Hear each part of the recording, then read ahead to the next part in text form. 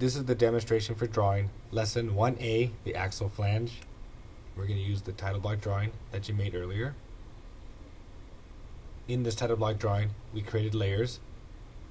We're going to be using those layers. In this title block drawing, you made a text style.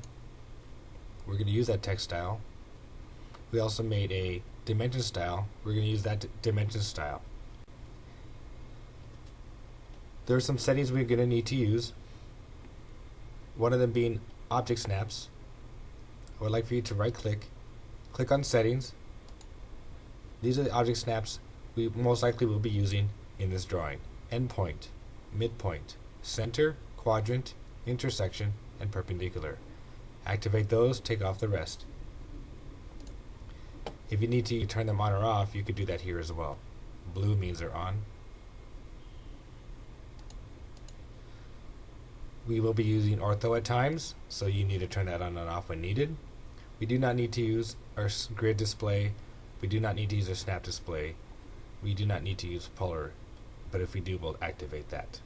We do want to use our line weights showing, so make sure show hide line weight is on. In other words, blue.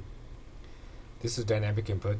Make sure that is on so you can see on your cursor the text or data you're typing in. Let's begin. There are many ways to draw in AutoCAD. I'm going to demonstrate one of them. You may follow my procedure or follow your own. For me, the first thing I will do is draw a lot of the features in the top view because they seem to be centered around a center circular point, and I have a series of simple circles I could draw. I'll start with the construction line layer.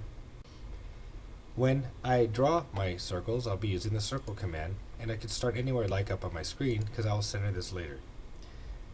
If you pick the default circle command as the radius, if I know its diameter, I use that instead. In this case, I know its diameter because I see the diameter symbol on the handout. So I pick circle diameter by hitting the down arrow, pick diameter, pick here, and type in one of the circles. I'll draw the largest one first, which is a diameter of 3. Type in 3, hit enter, and I'll be using this as my reference point for the other circles. If I click circle again, I will hover over the edge of the circle to find its center point, which is right here. I'll pick that, pull the circle out, and type in the next circle down, which is 2.25. I'll keep repeating this for the remaining circles. Hover over the edge to find the center snap, and type in each value. If you do not see the center snaps, you do not have them activated or not turned on. That is set here on their object snap. Right click on object snap, go to settings, and you'll need to make sure center is on. These are the snaps we're going to be using for this drawing.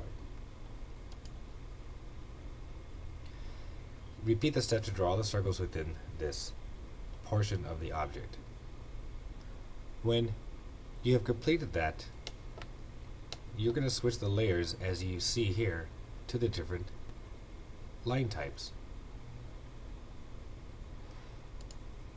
Let me turn on the construction layer to demonstrate what I mean. At the meantime, ignore these lines you see here. All of these lines were at one time construction lines, like you see here.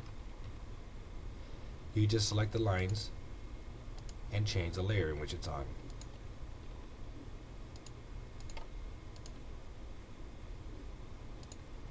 This one being a center line.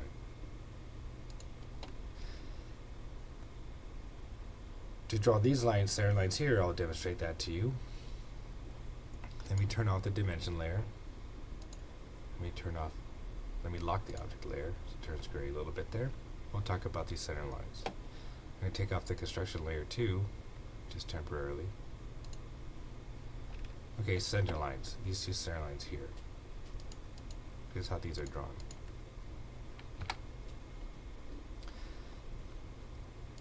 I'll make the center line layer current for this demonstration. Pick the line command.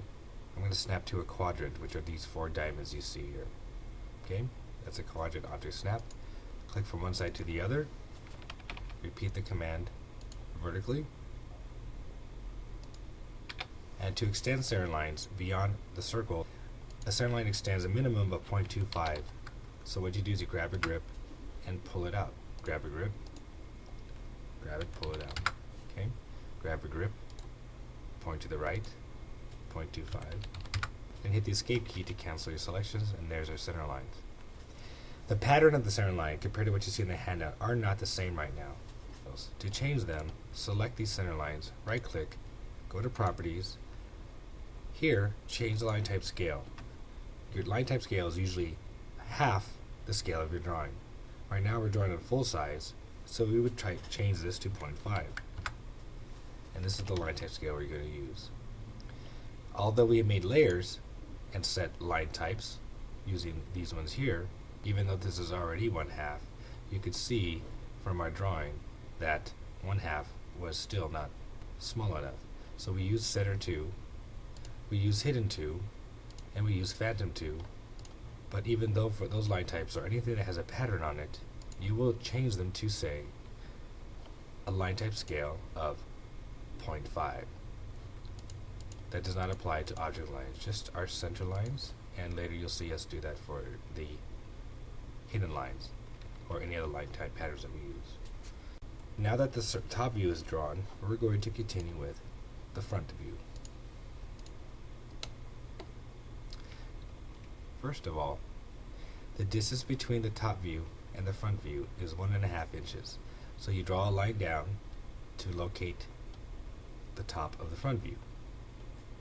Then you draw lines with ortho on. Ortho mode is on. Drawing lines down at any length. I've already done so and trimmed them, but what you're doing is you're locating where the rest of the front view is going to go. You would repeat this on the other side.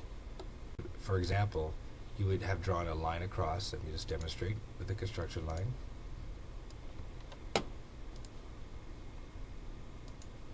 Which may have looked like this. And with the measurements on the handout, you would offset this 0.25, you would draw this 1.5, you would draw lines down from either side to locate where all this information is, and you would have the outline of the front view. I would like for you to do that now. I would like for you to draw those features of the front view and then remove the construction lines you no longer need.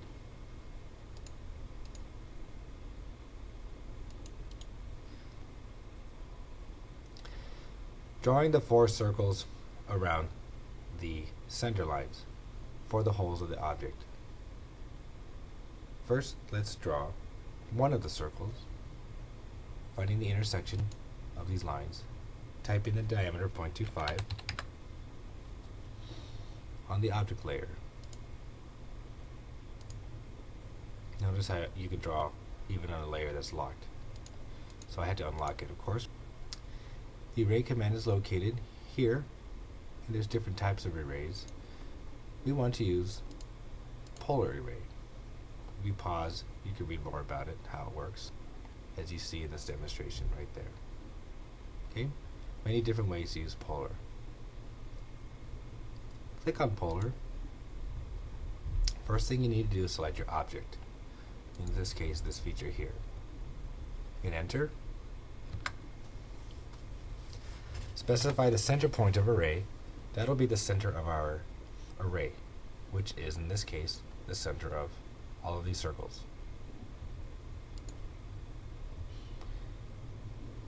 It has a default number of circles, which is now controlled by what you see up here in the array ribbon.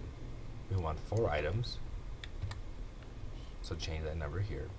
The distance between will adjust automatically.